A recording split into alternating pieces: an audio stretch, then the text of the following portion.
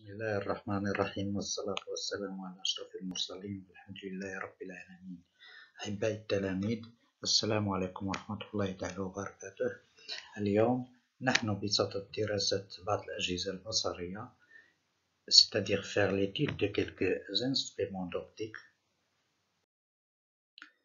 Alors, premièrement, il faut savoir nos objectifs, c'est-à-dire à la fin de cette leçon, il faut que chacun de vous doit connaître le principe de la loupe, doit déterminer les caractéristiques de l'image donnée par une loupe, doit connaître le modèle réduit de l'œil, connaître les défauts de l'œil, c'est-à-dire la myopie et l'hypermétropie, et comment les corriger.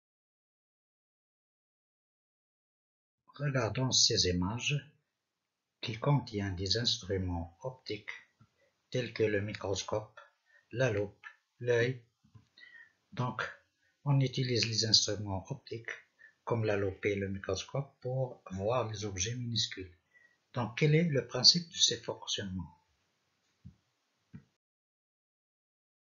Grâce à la loupe,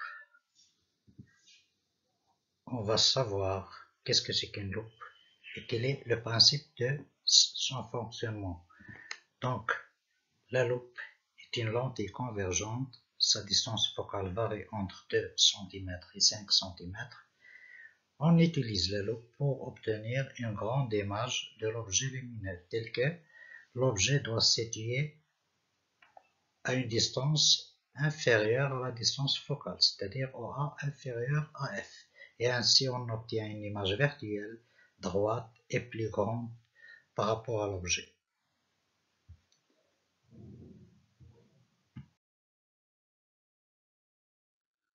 Alors, on passe à la construction de l'image par la loupe.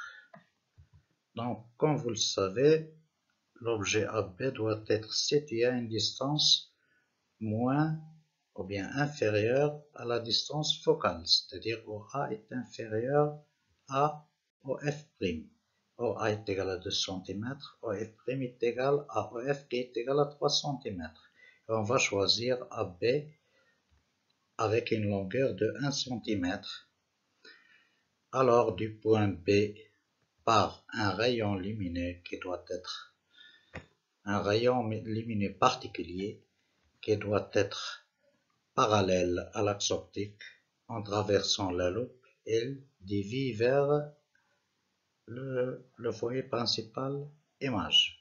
Alors pour le deuxième, elle doit passer par le centre optique sans être déviée. Alors les deux rayons se rencontrent en arrière de l'objet, c'est-à-dire de la loupe, et va constituer le point B'. En projetant B' sur l'axe optique, on obtient A'. Alors, comme ça, se constitue l'image A'B', qui est une image virtuelle, droite et plus grande que AB. Alors,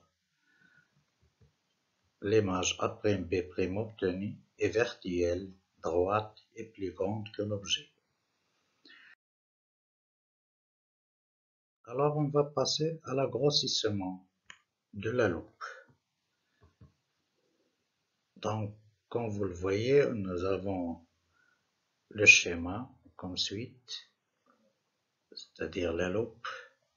L'œil se trouve presque sur le foyer principal image et AB à sa place à une distance moins que la distance focale, mais l'objet qui est constitué, c'est-à-dire l'œil ici, voit l'objet à partir d'un angle apparent.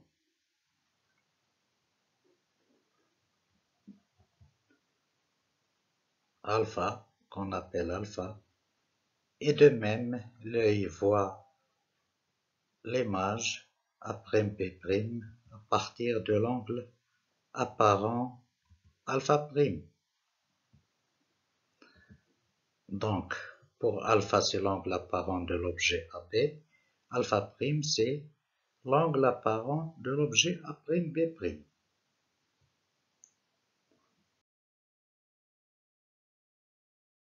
Alors, le grossissement de la loupe se définit par cette relation. G est égal à alpha prime sur alpha, c'est-à-dire on va diviser alpha prime par alpha. Et G est appelé grossissement de la loupe. Et on remarque que toujours alpha prime est supérieur à alpha, c'est-à-dire G qui n'a pas d'unité et G est toujours supérieur à 1. Comme vous le voyez, pour G, l'unité de l'angle c'est le radian et l'unité du deuxième angle c'est le radian et radian divisé par radian, donc G n'a pas d'unité. Donc on passe à l'étude de l'œil. Deuxièmement, l'œil. On va voir une coupe longitudinale de l'œil. Donc comme vous le voyez, l'œil est constitué par le corps vitré qui est à l'intérieur, la rétine, le nerf optique, le cristallin,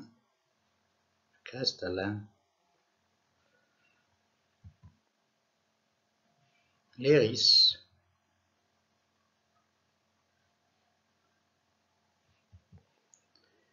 la pupille, l'humeur aqueuse,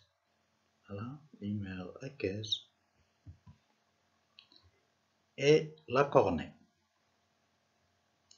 Donc ce sont les constituants de l'œil. Ce sont tous des constituants qui sont transparents.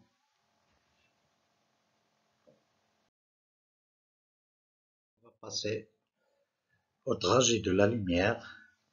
Comme vous le savez, l'œil normal, pour la lumière, elle traverse les milieux, plusieurs milieux transparents, commençant par la cornée, l'humeur aqueuse, la pupille, le cristallin, le corps vitré, arrivant sur la rétine.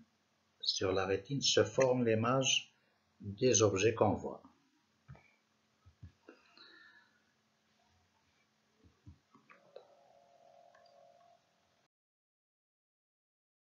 Donc on va passer à savoir quelques anomalies de l'œil. On va commencer par l'œil myope. Pour l'œil myope, les masses se constituent avant d'arriver sur la rétine, c'est-à-dire elles se constituent devant la rétine. Le malade ne voit pas nettement les objets loin, car leurs émages se constituent devant la rétine. L'œil hypermétrope. La même chose, pour les mages, ils ne se constituent pas sur la rétine, mais ils se constituent en arrière de la rétine. C'est-à-dire, le malade ne voit pas nettement les objets près de lui, car leurs images se constituent à l'arrière de la rétine. C'est à la correction de ces anomalies qu'on a vues de l'œil. Donc, toujours on va utiliser les lunettes. Pour l'œil myope, on va utiliser les lunettes aux lentilles divergentes. Comme vous le savez, pour l'image de l'œil myope se constitue devant la rétine. Donc, il nous faut des lentilles divergentes pour déverger les rayons lumineux et la projeter sur la rétine. Donc, le myope utilise des lunettes aux lentilles divergentes pour corriger sa vision. Donc, pour la deuxième anomalie, c'est l'hypermétropie. Pour l'hypermétrope, il doit utiliser des lunettes aux lentilles convergentes parce que l'image se constitue en arrière de la rétine, c'est-à-dire on doit utiliser des lentilles convergentes pour converger les rayons, soit tomber ou bien rassembler sur la rétine pour former l'image. Alors, les permotropes utilisent donc des lunettes aux lentilles convergentes pour corriger sa vision. Alors, je vous remercie pour votre attention à une nouvelle leçon, Inch'Allah.